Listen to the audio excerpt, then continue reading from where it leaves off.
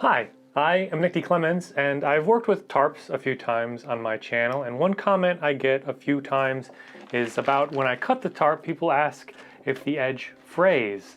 And no, I mean, not really. I mean, when you immediately cut it, it's just a nice clean edge. I mean, the tarp is woven and it's basically fused together. And when you cut it, it's just a clean cut edge. If you leave it like that and you use it heavily and it gets worked in a lot, yeah, eventually it's gonna fray. But I mean, you can just cut it and just leave it like that, and for more or less, it's gonna be all right. But whenever I do cut a tarp, I usually hem it, which just involves folding it over a few times and then sewing the seam.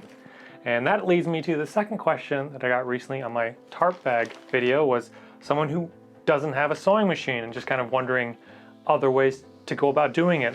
They don't have a heat gun either, so they can't really try, you know, the gluing method.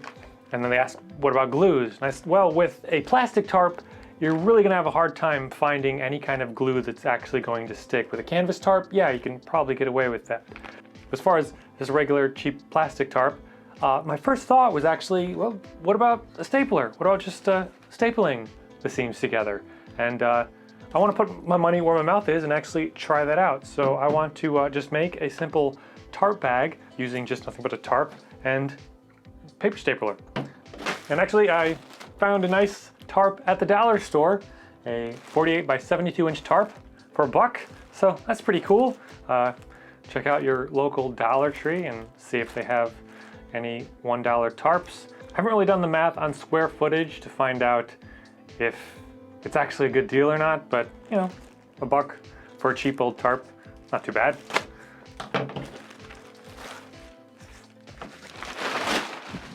So I have a bit of an idea in my head of what I want to do, but I'm more or less just kind of winging it. Maybe something in that size-ish.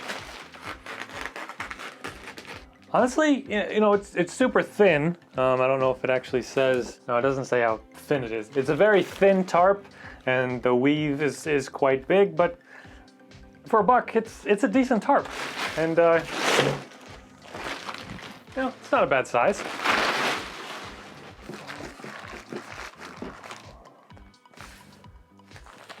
Actually, that's about right. So now, normally with a sewing machine, I would just fold it in half, just stitch and stitch. But since I'm using staples, I think I'm actually going to fold it over maybe twice, especially with this really thin tarp, just to give us a bit more material to staple through.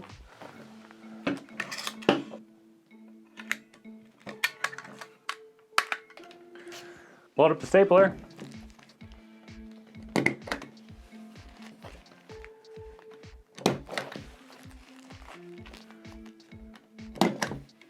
So far, so good.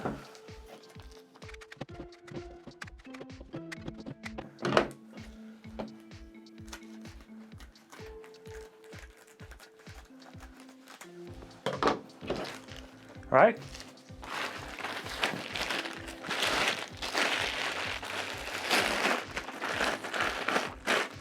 Flip it inside out. Yeah, I mean, that's a perfectly decent seam. You'd never know that it was stapled. I mean, it's definitely gonna rip apart if you put some stress on it.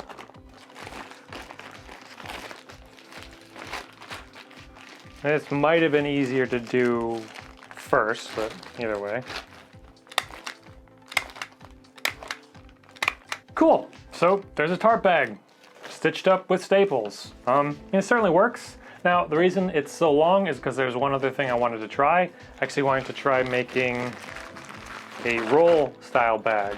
So I have some nylon strap,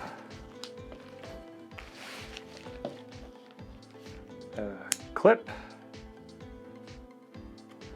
and we'll just secure that with staples.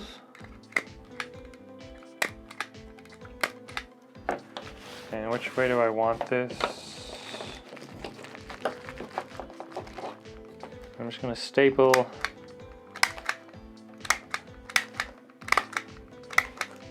Just pack up whatever you need to pack up.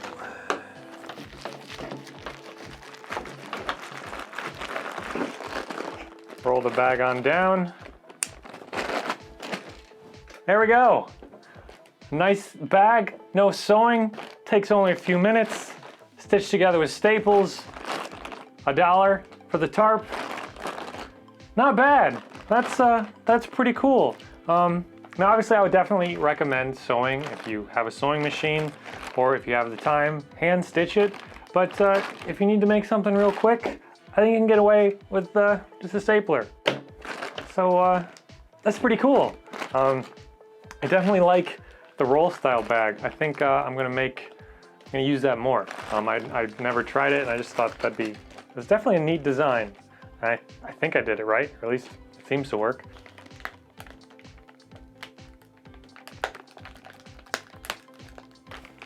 No, that holds up better than I thought.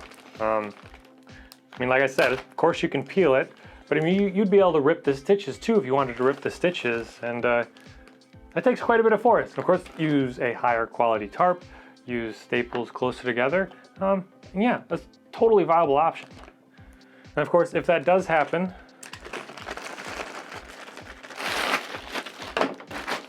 it's certainly easy enough just to open it back up, fold it inside out again.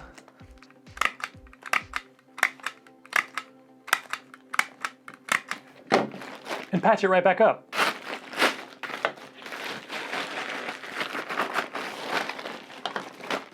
There we go, good as new.